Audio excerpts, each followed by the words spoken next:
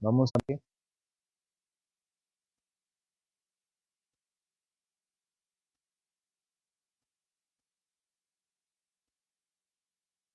Ya hemos meditado en este pasaje por tercer domingo consecutivo. Este no es tan complicado como otros, pero creo que el contenido de aquí ameritaba explicarlo un poquito más. Recordemos la predicación de Esdras y la explicación de los levitas y de Nehemías, que fue con tal vehemencia que produjo naturalmente lo que produce la palabra del Señor. Y lo que produce la palabra del Señor primeramente es un quebrantamiento de espíritu, siempre. Como sucedió siglos después en Pentecostés, cuando los judíos escucharon a Pedro, fue lo mismo que sucedió en este momento. Por boca de Pedro dice la palabra que los judíos se compungieron de corazón y que rogaron a Pedro que le dijeran qué hacer con su vida. Él les respondió: arrepiéntase cada uno y bautícese en el nombre de Jesús para que seas salvo. En esta ocasión fueron los líderes que consolaron al pueblo cuando estuvieron tristes. Acompáñenme en la lectura, versículos del 9 al 12. Y Nehemías, el gobernador y el sacerdote Esdras, escribas y los levitas que hacían entender al pueblo dijeron a todo el pueblo: Día es santo a Jehová, día santo es a Jehová nuestro Dios, no os entristezcáis ni lloréis, porque todo el pueblo lloraba oyendo las palabras de la ley. Luego les dijo: id, comed grosuras y bebed vino dulce, enviad porciones a los que no tienen nada preparado, porque día santo es a nuestro Señor. No os entristezcáis, porque el gozo de Jehová es vuestra fortaleza. Los levitas pues hacían callar a todo el pueblo diciendo: callad, porque es día santo, y no os entristezcáis. Y todo el pueblo se fue a comer y a beber y a obsequiar porciones y a gozar de grande alegría, porque habían entendido las palabras que le habían enseñado. La palabra del Señor produce naturalmente que el corazón se entristezca, que se quebrante. Ese es el efecto necesario de toda la palabra del Señor predicada. La palabra del Señor amonesta y reprende. La palabra del Señor enseña el pecado, porque es como un espejo que nos dice realmente quiénes somos. O como dice el Pablo, la letra mata, es decir, la ley nos mata. Porque como dice también el apóstol Pablo en Romanos capítulo 7, y les voy a pedir que me acompañen a la lectura, Romanos capítulo 7, versículo 7, ¿qué pues diremos? ¿La ley es pecado? En ninguna manera.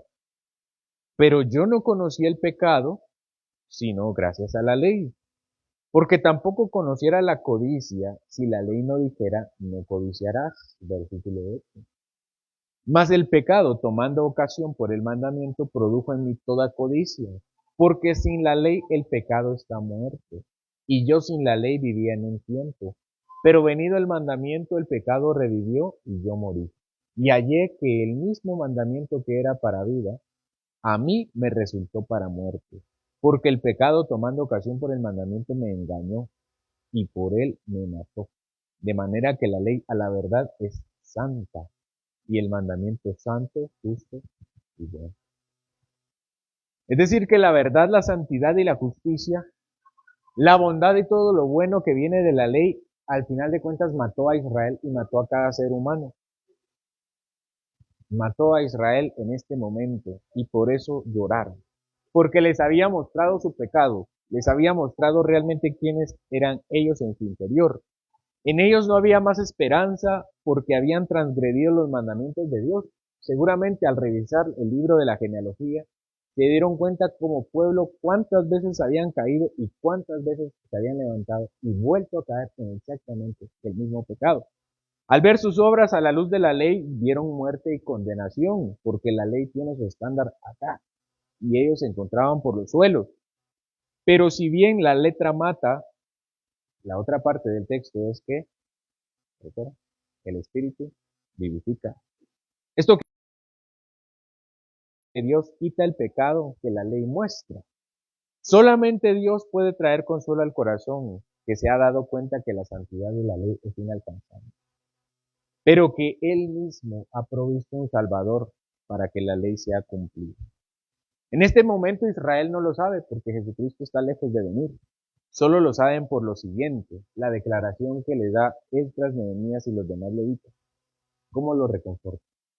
Levántense, porque el gozo del Señor es su fortaleza. Romanos capítulo 7, versículo 21 al 25 dice, si te pueden acompañar. Así que, queriendo yo hacer el bien, hallo esta ley en mí, que el mal está dentro de mí, porque según el hombre interior me deleito en la ley de Dios, pero veo otra ley en mis miembros que se revela contra la ley de mi mente y me lleva cautivo a la ley del pecado que está en mis miembros. Miserable de mí, ¿quién me librará de este cuerpo de muerte? Pero gracias doy a Dios por Jesucristo, Señor nuestro. Así que yo mismo con la mente sirvo a la ley de Dios, pero con la carne sirvo al pecado. Capítulo 8, versículo 1. Ahora pues, ninguna condenación hay para los que están en Cristo Jesús, los que no andan conforme a la carne, sino conforme al Espíritu. Porque la ley del Espíritu de vida, porque la ley del Espíritu de vida en Cristo Jesús me ha librado de la ley del pecado y de la muerte. Es decir, que la ley de Jesucristo, aquella ley de la gracia, le ha dado vida a cualquier pecador. Y en este momento ellos no lo saben, pero los levitas apelan a las promesas del Señor y les dicen, echen mano del gozo del Señor. El gozo del Señor es su consuelo. El gozo del Señor debía darles confort, porque la ley del Espíritu tiene su perfecto cumplimiento en Jesucristo, quien vendría 400 años después, pero que desde ya, sin saberlo completamente, ya gozaban de sus futuras misericordias. ¿Cómo saben esto? Bueno, realmente no lo saben. La ley y los profetas han hablado hasta el momento de un Mesías que vendría, pero tienen poca información sobre, sobre cómo será este enviado del Señor. Sin embargo, el Señor mismo había dejado señales y figuras que garantizaban ese pacto de salvación. Y ellos en ese día tenían una señal de un pacto de salvación. En ese momento deberían estar celebrando una de esas grandes promesas de salvación, una de aquellas grandes promesas con las cuales recordaban, bueno, en las cuales se afirmaban para recordar al Mesías. Los israelitas están en una temporada especial, una temporada que confirmaba el pacto con Dios. Regresemos al texto, Nehemías capítulo 8, versículo 13 al 15. Dice, al día siguiente se reunieron los cabezas de las familias de todo el pueblo, sacerdotes y levitas, a Esdras el escriba, para entender las palabras de la ley. Y hallaron escrito en la ley que Jehová había mandado por mano de Moisés, que habitasen los hijos de Israel en tabernáculos, en la fiesta solemne del mes séptimo, y que hiciesen saber y pasar pregón por todas sus ciudades y por Jerusalén, diciendo, salid al monte, y traed ramas de olivo silvestre, de arrayán, de palmeras y de todo árbol frondoso, para hacer tabernáculos, como está escrito. Están en una temporada especial, en una temporada que recordaban un pacto. No conocían al Mesías, pero todas estas actividades que el Señor había dejado para las fiestas de ellos eran una remembranza de quién sería el Mesías. ¿Cuál es esta fiesta, hermano? Es la fiesta del Sukkot, o como nosotros le conocemos, la fiesta de tabernáculos o la fiesta de las enramadas, descrita en Levítico capítulo 23 y Deuteronomio capítulo 16. Acompáñenme a Levítico 23, por favor, hermano.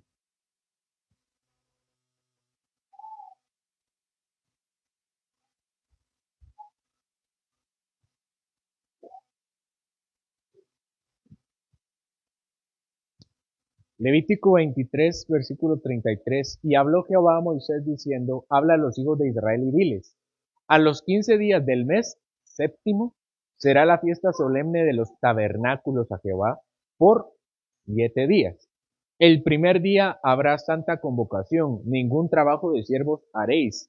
7 días ofreceréis ofrenda encendida a Jehová, el octavo día tendréis santa convocación, y ofreceréis ofrenda encendida a Jehová, es fiesta.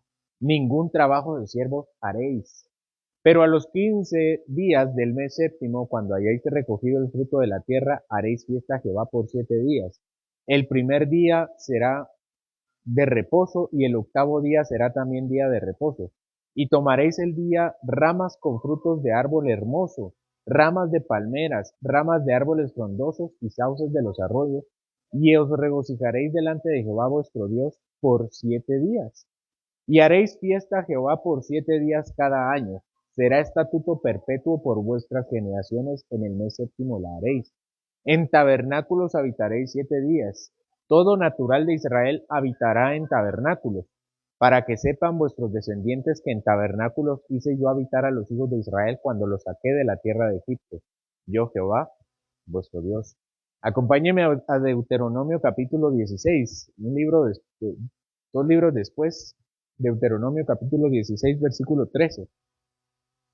Dice el texto, Deuteronomio 16, 13, la fiesta solemne de los tabernáculos harás por 7 días, cuando hayas hecho la cosecha de tu era y de tu lagar. Y te alegrarás en tus fiestas solemnes, tú, tu hijo, tu hija, tu siervo, tu sierva y el levita, el extranjero, el huérfano y la viuda que viven en tus poblaciones. 7 días celebrarás fiesta solemne a Jehová tu Dios en el lugar que Jehová escogiere, porque te habrá bendecido Jehová tu Dios en todos tus frutos, y en toda la obra de tus manos estarás verdaderamente alegre. De modo que la lectura del libro de la ley coincide con la fiesta de los tabernáculos. Esta es la fiesta, de hecho, más alegre que tiene Israel de las 3 fiestas anuales. Solamente para recordar, hermanos, ¿cuáles son las 3 fiestas anuales que tiene Israel? En primer lugar tiene la Pascua, o el Pesaj. En segundo lugar, el Shavuot, o Pentecostés. Y en tercer lugar, Sukkot, o tabernáculos. Por ello el pueblo no debía estar triste. Pesaj, es decir, la Pascua era una fiesta para estar triste. Debían estar confundidos de corazón y tristes comiendo el cordero y comiendo las hierbas amargas, recordando la esclavitud de Egipto. Y Shavuot es un poco más alegre, no la vamos a explicar más, pero Sukkot es la contraparte de Pesaj. Sukkot es cuando salen de Egipto, ya no hay más tristeza, la tristeza es cuando estaban en el pecado, en la esclavitud de Egipto. Sukkot es salgamos, el Señor ha hecho tabernáculos para nosotros y nos vamos con Él de nuestro lugar de esclavitud. Estaba bien que fueran amonestados por la palabra del Señor. Eso era algo natural. Ellos eran amonestados y ellos se sintieron amonestados también. Pero eso debía durar nada en comparación de lo que la misma palabra les exigía. Que estuvieran alegres, que compartieran, que pregonaran la salvación que recibieron. Para eso era su cosa. Volvamos a la palabra, capítulo 8, versículos 16 al 18.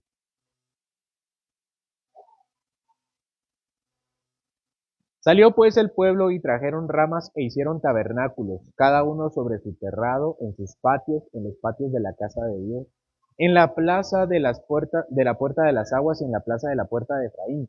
Y toda la congregación que volvió de la cautividad hizo tabernáculos y en tabernáculos habitó, porque desde los días de Josué hijo de Nun hasta aquel día no habían hecho así los hijos de Israel. Y hubo alegría muy grande, y leyó Esdras en el libro de la ley de Dios cada día desde el primer día hasta el último, e hicieron la fiesta solemne por 7 días, y el octavo día fue día solemne, de solemne asamblea, según el rito. Exactamente como lo leímos en Levítico y en Deuteronomio lo hicieron ellos. Ellos estaban tristes, pero tabernáculos no era para estar tristes.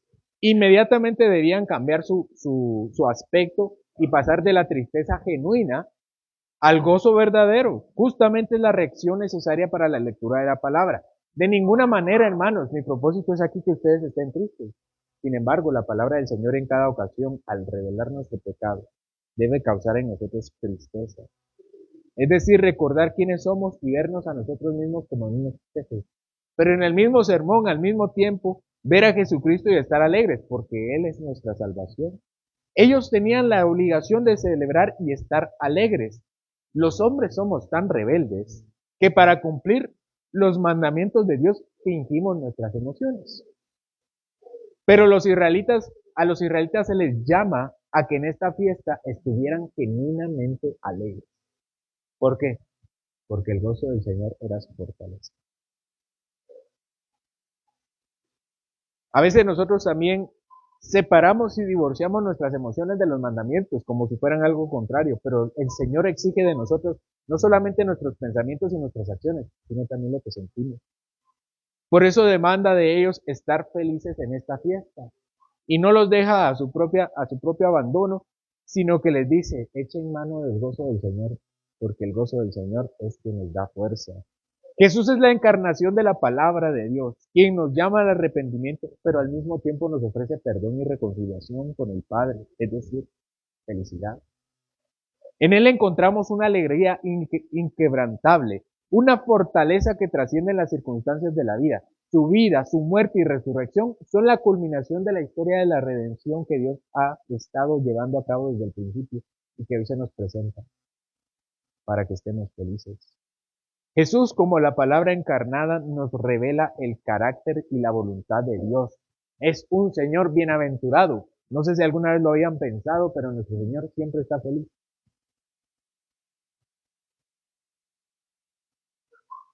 Por eso es una ayuda, por eso es una ayuda perfecta para los que están tristes. Porque después que nos revela nuestro pecado, Él mismo nos da ese gozo. Jesús, como la palabra encarnada, nos revela el carácter y la voluntad de Dios de una manera que no se experimenta cuando se escucha por cualquier persona. Su vida y sus enseñanzas nos muestran el camino hacia la verdadera vida, la vida eterna. Y cuando Pablo habla de que él debemos vivir la vida eterna, no se refiere a que vamos a vivir para siempre, necesariamente, aunque sí significa eso. Significa que el gozo de la vida empieza desde ya. Yo no sé si se habían puesto a pensar en esto, pero tanto los creyentes como los incrédulos tenemos vida eterna. No sé si ya se habían dado cuenta, pero tanto los que van al infierno como los que vamos al cielo tenemos vida eterna. Sin embargo, solamente se dice de aquellos que son salvos que tienen vida eterna, porque lo contrario a eso es la muerte eterna. De modo que la vida eterna nunca se trata de qué tan larga es, sino de qué tan buena es. Y esa es la vida que nosotros tenemos en Jesucristo. En Cristo encontramos el perdón y la gracia que necesitamos para comenzar de nuevo. Su vida y sus enseñanzas nos muestran el camino hacia la verdadera vida y nos confrontan con nuestras propias faltas y pecados. Su llamado al arrepentimiento es un recordatorio de que todos necesitamos reconocer nuestra necesidad de un Salvador, y Él es nuestro Salvador. Pero el arrepentimiento jamás debe ser el final de la historia. El Señor nunca nos salva por estar arrepentidos. El Señor no nos cara por tener nuestra carita triste, aunque esté verdaderamente triste, ni por sentirnos mal. El Señor nos salva en Cristo Jesús. La tristeza, el arrepentimiento y el dolor solamente es la ocasión perfecta para ver al único Salvador Jesucristo, que Él es nuestra verdadera liberación de Egipto, del pecado. En Jesús encontramos esa alegría inquebrantable. Su presencia y su amor en nuestras vidas nos brindan una fortaleza que nos permiten enfrentar las pruebas y desafíos con confianza y esperanza. Aunque podemos pasar por tiempos difíciles, tiempos de prueba e incluso tiempos para confrontar nuestros pecados, podemos encontrar siempre consuelo en saber que Jesús está con nosotros y que su gracia es suficiente para llevarnos a través de cualquier dificultad. Porque cuando yo estoy predicando la palabra personalmente a alguien que ha pecado, una de las cosas que trato de recordarles es que si se siente mal, es porque pecó. Y es que eso debe producir el pecado. Y hasta una ocasión recuerdo que a alguien le dije que bueno que te dejes, porque ese es el pecado. Pero qué mal si te quedas en el dolor y en la tristeza. Porque ahí está Cristo con sus manos abiertas, esperando la recepción de cualquier pecador que venga con la necesidad de ese gozo. Porque el gozo del Señor es su fortaleza. Él es nuestro tabernáculo, porque vivimos y nos movemos en Él. Y de hecho, nosotros somos su tabernáculo también. Ya lo hemos visto hoy cuando hablamos del templo. Pero quiero que nosotros nos demos cuenta de la relación de tabernáculo que hay en Él. Él es nuestro tabernáculo porque Él es la presencia de Dios a la cual nosotros ingresamos. Pero nosotros somos su tabernáculo porque Él habita en nosotros.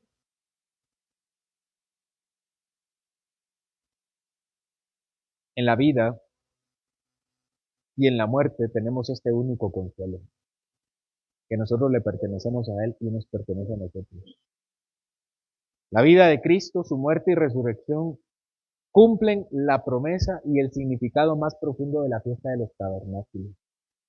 Jesús es nuestra verdadera morada, nuestra morada final. Los israelitas debían salir, dice el texto, que salen y comparten y están en la puerta de las aguas, que ya no dijimos cuál es, y la puerta de Efraín, que ya están, y estaban cerca del templo y estaban en toda Jerusalén con sus ramas. No sé si han visto la fiesta de las enramadas, pero son grandes palos y le ponen unas chozas grandes y están felices porque lo feliz no es habitar en las chozas, ¿verdad? Ellos ya tenían casas bonitas y como le dijo alguna vez a Jeba de Israel, ya tenían sus casas atesonadas. Lo bonito no eran las chozas, eran las chozas cuando salieron de Egipto, que había mucho sol, ¿verdad? Pero ya en este momento lo bonito es compartir y estar delante del Señor. Eso era lo que exigía la fiesta. Por eso Jesús se convierte en nuestra verdadera morada, porque es nuestra verdadera casa y nuestro verdadero hogar, y la verdadera razón por la cual nosotros compartimos y estamos alegres. Jesús se convierte en nuestro verdadero refugio y nuestro hogar eterno en la presencia de Dios. Su sacrificio perfecto nos reconcilia plenamente con el Padre y nos permite vivir en comunión íntima con Él. Israel ha sido confrontado y ha llorado. Pero hubiera sido pecado que hubieran quedado en la tristeza. Estuvo bien que lloraran y se arrepintieran y se dieran cuenta que desde los días de Josué, hijo de Nun, Israel había olvidado la gran fiesta de los tabernáculos. Pero es hora de estar feliz. Jesús se lo dijo a sus discípulos y a los fariseos. No es hora de ayunar mientras yo estoy acá. Y hermanos, aunque nosotros tenemos ocasiones de ayunar, lo ayunamos solamente en tiempos difíciles, porque tratamos que el gozo del Señor sea nuestra fortaleza y tener ocasiones para estar felices en Él y que Él se agrade de nosotros, es decir, que Él sea feliz en nosotros. Como Israel, mi propósito como predicador es traer luz, la luz de la ley hacia su vida. Que miren su pecado. Hermanos, ¿cómo han estado tristes cuando debieron estar alegres en el Señor? ¿O cuántas veces han fingido el gozo? He visto algunas, eh, uno que tiene redes sociales, ¿verdad? Mira, cada cosa. Recuerdo alguna publicación de alguien que dice que sonríe porque se pone una máscara. Eso no está bien. Si ustedes están cansados y tienen que poner cara de felices, hermanos, no estén cansados y no pongan cara de felices. Ah, qué fácil que me lo digan, ¿no? Bueno, no se los estoy diciendo yo porque sí. ¿Qué les digo yo? Hermanos, el gozo del Señor es su fortaleza. Yo no, ni mis palabras. De hecho, no hay nadie que les pueda decir, hermano, esté feliz y se le hace la carita, ¿no? Es solamente el Señor puede dar gozo verdadero. No son ni las circunstancias ni nada. Por eso Israel debía estar verdaderamente feliz. Y si estamos cansados, hermanos, si estamos cansados, pues si estamos no solamente cansados de nuestras actividades, sino también de pecados con los cuales estemos trabajando en nuestra vida, pongámonos a cuentas con el Señor y quitemos nuestra cara triste, porque el gozo del Señor es nuestra fortaleza. Está bien estar acongojados, ser amonestados y reprendidos, está bien, pero no está bien quedarnos ahí. El Señor trae la ley a nuestra vida como una luz para mostrar nuestro pecado y que al ver nuestra única salida sea recurrir a Él, el único Salvador y todo perfecto, suficiente, Redentor de nuestra vida. Mi propósito como predicador es traer esa luz que hace ver su oscuridad, esa oscuridad que tienen en tu corazón, pero inmediatamente presentarle la solución del gozo verdadero en Jesús, la salvación que Él da, que nosotros le pertenecemos a Él y que Él nos pertenece. ¿No les da esa felicidad? Que nosotros estamos bajo su sombra y Él está dentro de nuestra casa espiritual, es decir, por su espíritu en nosotros. No necesitamos sacar cosas ni vivir debajo de ramas, porque nosotros somos la morada del espíritu y nosotros habitamos en Él, en su presencia. Señor, como Israel habitó en enramadas, así nosotros deseamos habitar en ti. Y por nuestra fe, en Jesús. No por nuestro dolor ni nuestro arrepentimiento, sino porque habiendo tenido eso fuimos a Jesús. Por eso habitamos en ti. Y tú habitas en nosotros. Y por eso somos felices, Señor. Y no fingimos ya, ni tratamos de encontrarlo en cosas externas que no pueden llenar el vacío del corazón. Así que, Señor, que tu palabra, domingo a domingo y cada vez que nosotros la estudiemos, te pido que ilumine nuestro pecado. Que no nos, que no dejemos de leer tu palabra y escucharla hasta que no nos demos cuenta cómo te estamos fallando, cómo violentamos tu ley, Señor. Pero también que no terminemos de leer tu palabra sin verte a ti, en la paz de Jesucristo, extendiendo tu perdón, cambiando nuestra vida, dándonos gozo eterno, porque tú eres nuestro gozo, Señor, y fortaleza en nuestro gozo. Tú, Señor, que pusiste la cruz delante de ti y con gozo la perseguiste. Nosotros también, Señor, en las horas más oscuras de nuestra vida, por las dificultades o por nuestros pecados, queremos ver tu luz. Porque en ti, Señor, veremos la luz. Ayúdanos a estar gozosos, Señor. A terminar este sermón con gozo, no con tristeza. Porque hemos fallado y hemos pecado, pero te tenemos a ti. Y yo te pido, Señor, que si tú puedes ver en algún hermano tristeza, congoja, Señor, desánimo, ansiedad, tú te pongas delante de él como la única opción a la cual puede recurrir. No las circunstancias, Señor, ni cualquiera otro de los métodos que este mundo pueda dar, sino tú. Que pueda sentirse desolado para que seas tú la única solución en su vida. Y que él pueda, que cualquier hermano que se sienta así, Señor, tenga la suficiente fe como para recibir esta palabra. Tú eres nuestra fortaleza, Señor, tú eres nuestra fortaleza. Oramos en ti, Señor Jesucristo. Amén.